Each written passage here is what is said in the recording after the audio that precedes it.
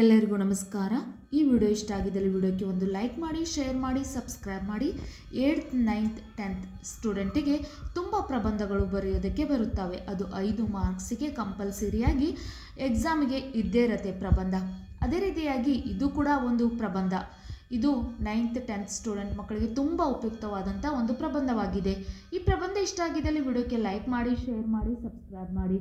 ಪ್ರವಾಹದಿಂದಾಗುವ ಅನಾಹುತಗಳ ಪ್ರಬಂಧ. ಈ ಪ್ರಬಂಧ ಇಷ್ಟ ಆಗಿದ್ದಲ್ಲಿ please like and share, subscribe. ಪ್ರವಾಹವೆಂದರೆ ಜಲಮೂಲಗಳ ಮೇರೆ ಮೀರಿ ಹರಿಯುವುದು.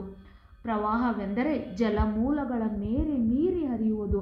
ಅತಿವೃಷ್ಟಿ ಎಂದರೆ ಅತಿ ಹೆಚ್ಚಿನ ಮಳೆ ಉಂಟಾಗಿ ಕೆರೆ ಕಟ್ಟೆಗಳು ಕುಸಿದು ನೀರು ಪ್ರವಾಹವಾಗಿ ಊರೊಳಗೆ ನುಗ್ಗಿ ಮನೆಗಳು ಬೆಳೆಗಳನ್ನು ನಾಶ ಮಾಡುತ್ತದೆ. ಪ್ರವಾಹವೆಂದರೆ ಜಲಮೂಲಗಳು ಮೇರೆ ಮೀರಿ ಹರಿಯುವುದು. ಅತಿವೃಷ್ಟಿ ಎಂದರೆ ಅತಿ ಹೆಚ್ಚಿನ ಮಳೆ ಉಂಟಾಗಿ ಕೆರೆ ಕಟ್ಟೆಗಳು ಕುಸಿದು ನೀರು ಪ್ರವಾಹವಾಗಿ ಊರೊಳಗೆ ನುಗ್ಗಿ ಮನೆಗಳು ಬೆಳೆಗಳನ್ನು ನಾಶ ಮಾಡುತ್ತವೆ. ಅತಿವೃಷ್ಟಿ ಮತ್ತು ಹಿಮಪಾತಗಳ ಪ್ರಕೃತಿ ವಿಕೋಪದಿಂದ ಉಂಟಾಗುತ್ತದೆ. ಮಳೆಯು ಹೆಚ್ಚಾದಾಗ ನದಿಯ ಪಾತ್ರಗಳು ತುಂಬಿ ಹರಿಯುತ್ತವೆ. ಈ ರೀತಿ ನೀರು ತುಂಬಿ ಹರಿಯುವುದರಿಂದ ಪೈರು ಪೆಚ್ಚೆಗಳು ಹೊಲದ ಬೆಳೆಗಳು ನಾಶವಾಗುತ್ತವೆ. ರಸ್ತೆಗಳು ಹಾಳಾಗುತ್ತವೆ. ತಗ್ಗು ಪ್ರದೇಶಗಳಲ್ಲಿ ನೀರಿನಲ್ಲಿ ಮುಳುಗಿ ಹೋಗುತ್ತವೆ. ಜಾನುವಾರುಗಳು ಜಲಪ್ರವಾಹದಲ್ಲಿ ತೇಲಿ ಹೋಗುತ್ತವೆ. ಪ್ರಾಣಿಗಳು ಸಾಯುತ್ತವೆ. ಕೊಳೆತ ಪ್ರಾಣಿಗಳು ಮತ್ತು ಪದಾರ್ಥಗಳಿಂದ ಜಲಮಾಲಿನ್ಯ, ವಾಯುಮಾಲಿನ್ಯ ಉಂಟಾಗುತ್ತದೆ. ಕಾಲರಾಗಳಿಂದ ಜಲಮಾಲಿನ್ಯ, ವಾಯುಮಾಲಿನ್ಯ ಉಂಟಾಗುತ್ತದೆ.